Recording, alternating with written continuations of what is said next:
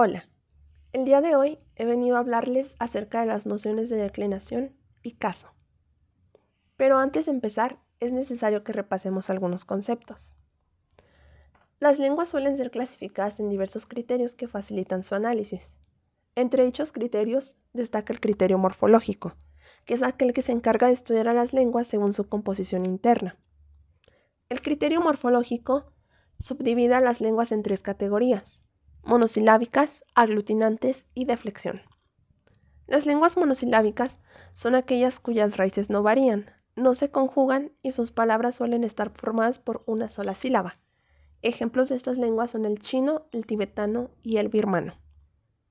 Después tenemos las lenguas aglutinantes, que son aquellas que agrupan o aglutinan a dos o más palabras o raíces, yuxtaponiéndolas pero sin llegar a fundirlas para poder crear nuevas palabras.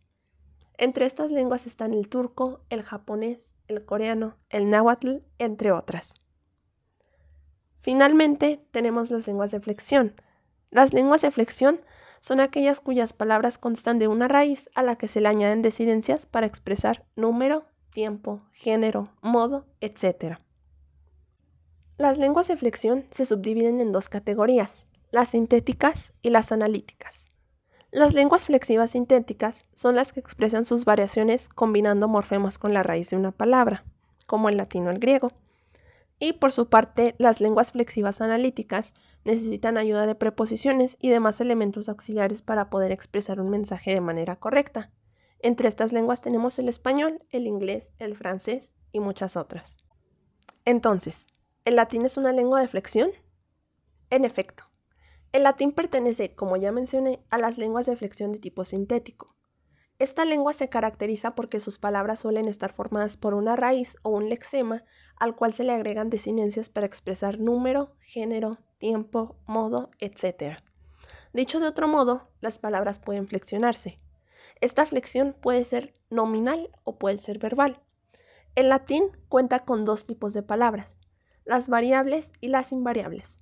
Las palabras variables son aquellas que sí pueden sufrir accidentes gramaticales, y las invariables no pueden sufrir de ningún tipo de accidente gramatical, es decir, permanecen siempre iguales. Entre las palabras variables tenemos los sustantivos, adjetivos, verbos y pronombres, y en las invariables encontramos los adverbios, preposiciones, conjunciones e interjecciones. Ahora hablemos de la flexión nominal, a la que también suele llamársele declinación. En la flexión nominal, las palabras pueden sufrir accidentes gramaticales de género y de número. En latín hay tres géneros: femenino, masculino y neutro. Y en cuanto a número, las palabras pueden estar en su forma singular o bien en su forma plural. Como podemos ver en la imagen, la palabra gatos, gatas, gato, gato, todas se caracterizan porque su lexema es la palabra gat, y solamente cambiamos las desinencias que nos indican el género y número, como en el caso de la palabra gatos. Nos indica que el género es masculino y que es una palabra que está en plural. Ahora hablemos del caso. El caso es aquel que expresa la función gramatical que cumple el sustantivo en la oración. En el latín existen 6 casos. Tenemos el caso nominativo, el genitivo, el dativo, acusativo, vocativo y el ablativo.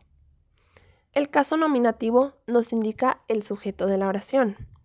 El vocativo nos ayuda a identificar al nombre, es decir, a la persona a la que se dirige el hablante. El acusativo nos indica el complemento directo. El genitivo, el complemento de nombre o nominal. El dativo, el complemento indirecto. Y el ablativo nos indica el complemento circunstancial. Veamos algunos ejemplos para que esto nos quede un poco más claro. Como podemos ver en los siguientes ejemplos, todas y cada una de las oraciones cuentan con una palabra en negrita, la palabra rosa, que si bien es la misma en todas las oraciones, en cada una de ellas cumple con un papel diferente. Veamos cada una de ellas. Para empezar, tenemos la oración: esta rosa es rosa. En esta oración, la palabra rosa cumple como el sujeto de la oración, por lo tanto, su caso es nominativo. En la siguiente, rosa, dime una cosa, tenemos que es un caso vocativo. ¿Por qué? Porque como estamos hablando a Rosa, es decir, nos estamos dirigiendo a ella, es por lo que usamos este caso. Posteriormente, huele esta rosa. En esta oración, la palabra rosa funge como el complemento directo, por lo tanto, su caso es acusativo. Después, vimos al padre de Rosa. En esta oración, la palabra rosa cumple como el complemento nominal, y su caso es genitivo. Posteriormente tenemos, le di mi regalo a Rosa. En este caso la palabra cumple como el complemento indirecto de la oración, por lo tanto su caso es dativo. Y finalmente, fue al cine con Rosa. En este caso, Rosa es el complemento circunstancial, por lo tanto su caso es ablativo. Algo a tener en cuenta es que a diferencia del español, el latín no cuenta con artículos, por lo que las terminaciones de las palabras son las que indican el caso de las mismas, es decir, el papel que éstas cumplen en la oración. Retomemos las oraciones anteriores. Como podemos ver, la palabra rosa, igual que ya expliqué, cumple en cada oración con un caso diferente, ya que es una palabra, aunque es la misma, que tiene diferente significado en cada una de las oraciones. A veces cumple como el sujeto, a veces como el complemento directo, etc. Entonces, para cada caso en el latín hay una terminación diferente. Por ejemplo, en la primera, esta rosa es rosa. Ya sabemos que rosa actúa como el sujeto, por lo tanto es un caso nominativo, y la terminación es a, ros-a.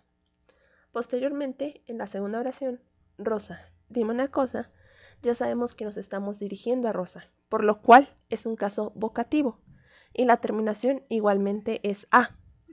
En la tercera oración, huele esta rosa, Rosa actúa como el complemento directo de la oración, por lo tanto es un caso acusativo, y la terminación es am, ros-am.